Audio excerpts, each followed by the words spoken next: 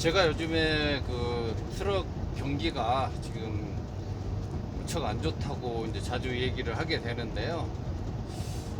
그 이유는 사실이 그렇기 때문에 그럽니다. 이제 저뿐만 아니라 제가 알고 있는 이제 우리 커뮤니티나 또 주변에 또 지인들을 통해서 이제 미국, 캐나다 이런 상황들을 이렇게 종합적으로 이렇게 분석해 본 결과 엄청 안 좋아지는 상황입니다 지금. 근데 이제 그래서 이제 뭐 앞이 안 보일 수도 있고, 이제 만약에 트럭커를 하려고 마음 먹었는데 이 경기 때문에 못 하겠다, 이제 이런 분들도 있을 수 있습니다. 네. 근데 이제 우리가 그 코로나 상황 때 있잖아요.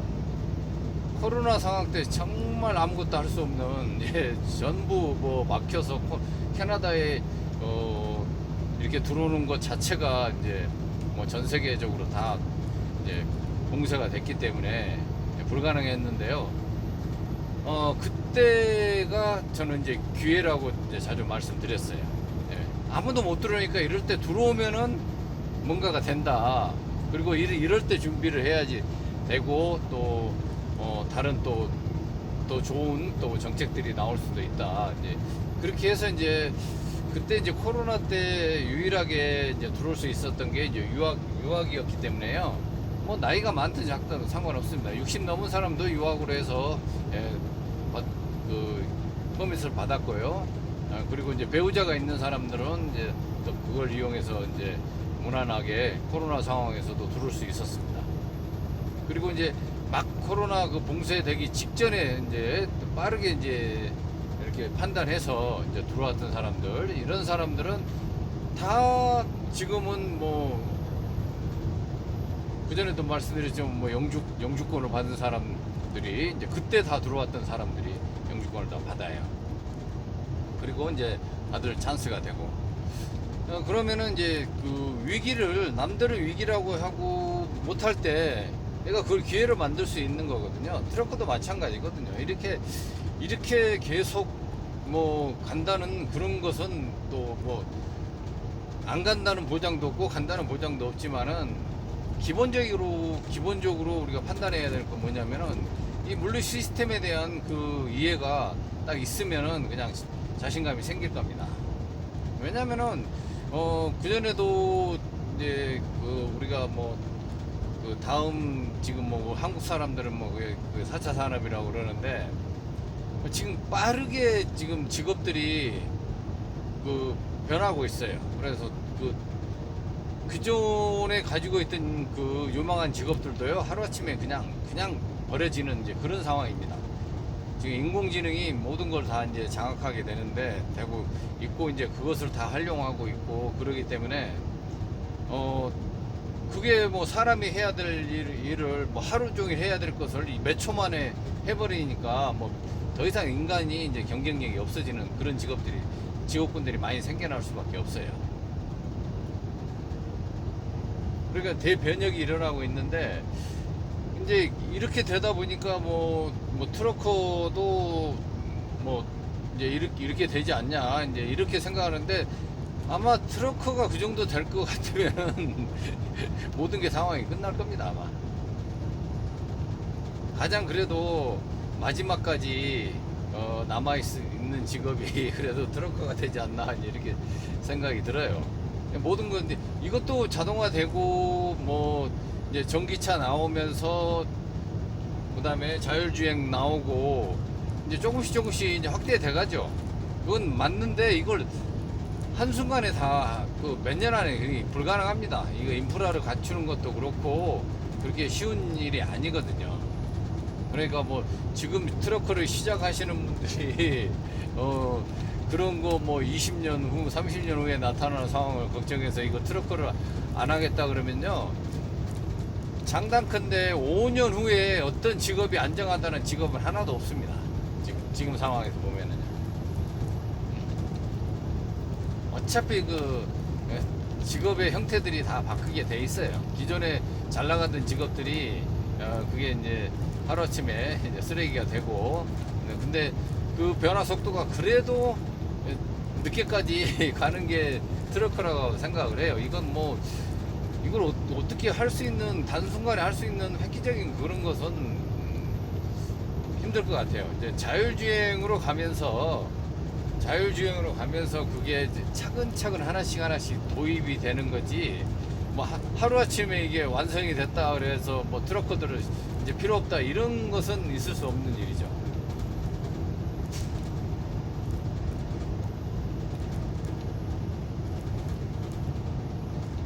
그래서 이제 이런 첨단 기술이 적용이 되면서 트럭커들이 일이 편해지는 거죠. 그런 것을 안전도가 높아지고 일도 좀 편해지고, 이제 그런 혜택들을 하나씩 받아가면서 이게 나중에 이제 완성 단계까지 가기 전까지는 계속 트럭커들이 필요할 겁니다. 근데 지금 그 여러 가지 뭐 이제 우리가 그 인터넷을 활용해서 굉장히 많이 편리하게 모든 것들을 이용하고 있거든요. 지금도 뭐 구글 지도만 해도 그렇고 뭐 내비게이션만 해도 그렇고, 옛날에는 지도 찾아가지고 가면서 체크하면서 목적지 붙여놓고 가고 그랬다는데, 지금은 뭐 초보자들도 아무나 그냥 뭐 길을 몰라도 내비가 다 알려주는 데만 가면 되니까, 그만큼 이제 처음 시작하는 사람들은 뭐 길을 잊어버릴 염려는 없죠. 그 내비 말만 잘 듣고 가면 됩니다. 가끔 딴 데 가르쳐 주긴 하지만은, 그러면서 이제 조금씩 이제 그 길을 이제 익혀가는 거죠. 1년, 2년 하다 보면은 이제 내비 없이도 다닐 수 있는 이제 그런 능력이 생기고 이제 그렇게 되는 겁니다. 그러니까 뭐 이런 거 지금 잠시 소강 상태에 있는 걸 가지고 여러분들이 이걸 못 하겠다고 하면 앞으로 할 게 아무것도 없습니다. 왜냐면은 트럭크를 하려고 기본적으로 해도 여러분들 면허증 따는데 뭐 3개월이 걸릴지 6개월이 걸릴지 몰라요. 떨어지는 사람만 압니다. 그래서 뭐 단번에 붙은 사람은 뭐 2달 안에 해결이 될 수가 있지만은 몇 번 떨어지면은 금방 6개월 갑니다. 근데 6개월 후에 경기를 누가 알 수 있겠습니까? 지금 이 상황에서 계속 이 상태로 간다 그러면 정말 다른 직종도 같이 다 망하고 다 같이 죽는 거죠. 그렇기 때문에 위기를 잘 활용하셔가지고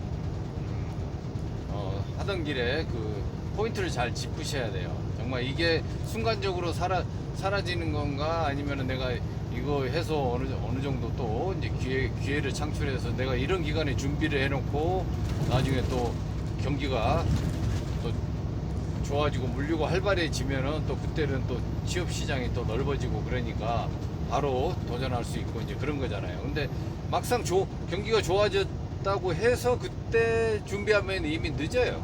그만큼 늦잖아요. 몇 달. 그러니까 차라리 이런 시기에 더 여러분들이 마음 편하게 준비할 수 있는 그런 시기가 되지 않나, 저는 그렇게 생각이 들어요. 그래서 이제 코비드 때도 마찬가지였어요. 코비드 때 들어왔던 사람들은 여러 가지 혜택을 많이 받습니다. 여기서 비지터로 들어왔던 사람들은 나가고 싶어도 못 나갔어요. 안 내보내줘요. 그러니까 계속 연장하고 뭐 1년씩 연장되고, 그래서 거의 뭐 비지터로 들어와서 2년 이상 이제 이렇게 하다가 LMI 이제 찾고 이렇게 해서 이제 오크펌이 받고 딱 이렇게 견뎌왔어요. 그러니까 결코 위기가 왔다고 해서 그게 위기가 아니라 그 기회를 활용할 수 있는 그런 해안을 좀 가지면은 되겠어요. 그러니까 쫓겨보지 마시고 좀 넓게 길게 전체적인 것을 보는 눈을 좀 가져야 될 것 같더라고요. 그래서 특히 이제 젊은 사람들, 요즘에 이제 젊은 사람들이 이제 한두 사람씩 그래도 좀 늘어나니까 앞으로 이제 그 사람들이 그 해나갈 이제 그런 세계들이 이제 한국 사람들도 이제 좀 더 이제 범위가 넓어지지 않을까. 왜냐면은 아무래도 젊은 사람들이 기회도 많고 이제 그 경력을 쌓아서 이제 여러 가지 이제 사업적으로도 확장시켜 나갈 수 있고 이제 그런 면이 충분히 있으니까, 여기 인도 사람들이 중국 사람들이 해나가는 식으로 차량 한두 대씩 늘려서 이제 조그마한 컴퍼니를 만들고 이제 이렇게 하다 보면은 또 점점 규모가 커질 수도 있고 해서 뭐 우리들도 그냥 우리들 그 말을 사용하면서 처음부터 끝까지, 그러니까 모든 인프라가 다 처음부터 끝까지 이렇게 인도 애들처럼 할 수 있는 이제 그런 게 만들어지지 않을까 하고, 저도 이제 그런 걸 좀 꿈꾸고 그 전에 뭐 영상에서도 한번 얘기를 했었거든요. 그랬더니 이제 저는 이제 그게 바람이라고 하고, 제가 뭐 그걸 하겠다는 게 아니었어요. 그것들 하는 게 아니라 누가 능력이 있는 사람들이 와서 이런 시장을 보고 자기들이 경험을 해보고, 학원을 할 사람은 학원을 하고, 정비 공장을 할 사람들이 정비 공장을 하고, 각자 맞는 그것을 해 나가면은 우리끼리도 모든 것을 해결할 수 있지 않냐, 이제 이런 생각을 해서 자기들의 능력에 맞게 회사를 차릴 사람은 회사를 차리고. 근데 이 분야에 전혀 경력이 없는 사람들이 무작정 한다는 것은 뭐 큰 용기가 필요하겠죠. 근데 아마 이제 트럭커를 그래도 젊은 친구들은 몇 년 해보고, 뭐 4, 5년 해고 뭐 10년을 하고 나서 해도 되거든요. 그래서 그런 사람들이 한 사람씩 늘어나면서 나는 학원을 해야 되겠다 면 학원을 하고, 그 다음에 뭐 정비 공장을 해야 되겠다 면 정비 공장을 하고, 그 다음에 뭐 물류 회사를 만들어야 되겠다 면 회사를 만들고, 이렇게 해서 이제 하면은 우리끼리 인프라가 갖춰지잖아요.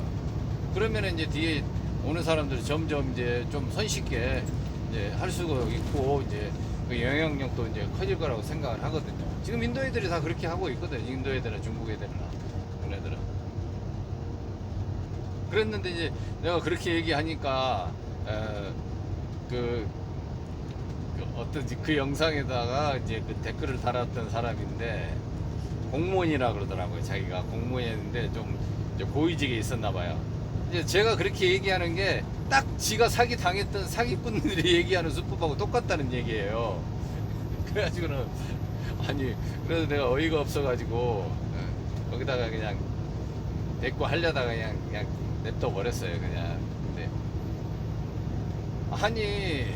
자기들이 우리나라 공무원들이 정책 결정을 할 때 지들이 현장에 가서 그걸 실사를 해보고, 그 사람들의 그 시장을 알아보고, 그 사람들이 얘기하는 게 정말 이게 타당성이 있는 거라 타당성 조사를 해보면 금방 알 수 있는 건데, 내가 그랬어요. 눈사롱에서 결정을 했기 때문에 사기를 당한 거지, 왜 거기 가서 그걸 안 알아봤냐, 이제 이런 거거든요. 저는 제 생각은 다 지들은 돈 집어주고 그냥 거기 그냥 눈사롱에서 그냥 술 마시면서 도장 찍고 이러니까 사기를 당하는 거지. 한 번만 갔다 와서 그 주변에 있는 사람들에게 물어보고 그 시장 조사를 해보고 그게 정말 타당한 건지 해서 결정을 했으면은 뭐 그러겠냐고. 지 돈 안 들어가니까, 정부 예산이니까, 응? 지가 그냥 대충 해서 지 이익 챙기고 그랬으니까 사기를 당한 거지. 그런 사람들이 무슨 할 말이 있냐고. 정말 지가 그렇게 했는데 그렇게 사기를 당했다면 그 사람이 멍청한 거죠. 그 공무원이. 그 정도 능력도 안 되는 사람이 무슨 고위 공무원이 그 자리까지 올라가냐고요. 그 정도 사기꾼 하나 분별할 수 있는 그런 능력도 안 된 사람이, 그리고 간단하게 검증만 해도 될 수 있는 걸 가지고, 괜히 제 남의 유튜브요. 제가 그렇게 얘기하니까, 딱 그 사기꾼이 그렇게 얘기했던 거, 했다고 이제 그런 식으로 얘기를 하더라고요. 어이가 없어가지고. 나는 내가 하겠다는 게 아니라 누군가 그렇게 하라고 얘기를 했던 거거든요. 그래서 정부에서도, 지원을 그런 쪽으로 좀 돌려서, 해외 취업이 잘 될 수 있게 그냥 말로만 뭐 가서 맨 땅에 헤딩하라고 그러지 말고, 이제 그런 것들을 좀 인프라를 구성할 수 있게 좀 지원을 해주는 것도, 실업 해외 진출을 위해서 외화를 획득하는데도 도움이 되지 않냐, 이런 식으로 얘기를 한 거였거든요. 근데 그 도둑놈이 재발되는다고 지가 그렇게 그런 식으로 해서, 근데 제가 딱 보니까 판단이 이렇게 서요. 지가 왜 그것을 그런 것도 하나 똑바로 조사 못하면서 분명히 그건 룸사롱에서 그럼 사기꾼들 말 듣고 지가 도장 찍어줘서 그렇게 나중에 보니까 사기였던 거지.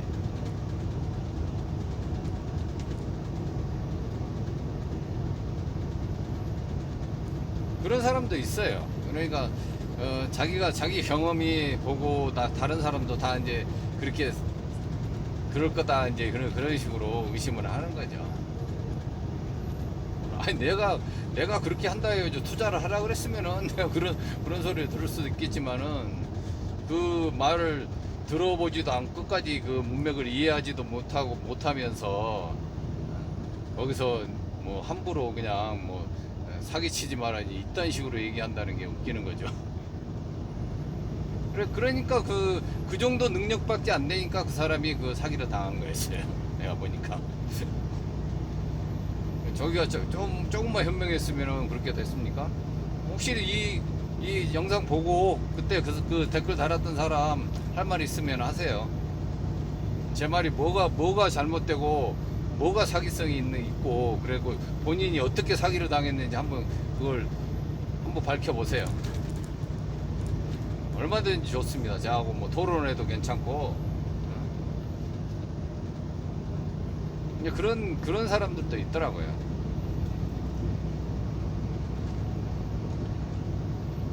별의별 사람들이 다 있습니다.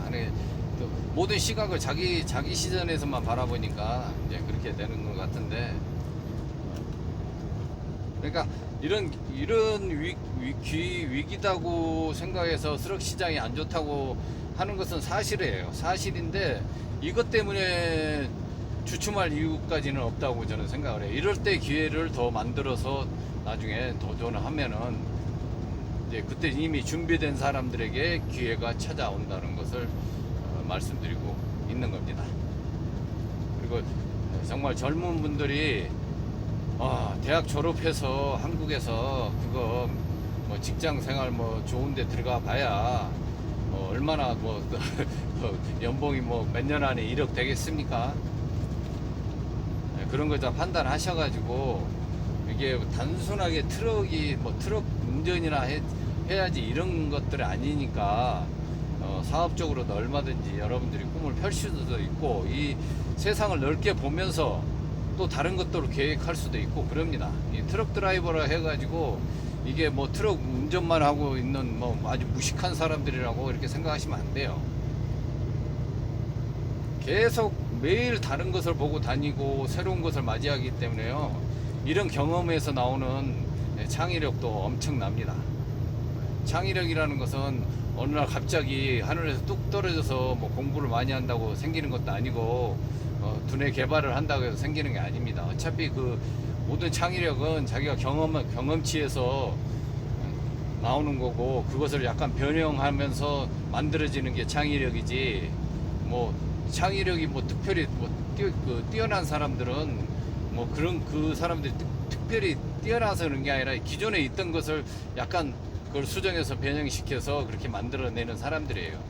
그러니까 트럭커야말로 세상을 가장 넓게 보고 계속 다른 것을 보면서 살기 때문에 그렇게 만만치가 않습니다.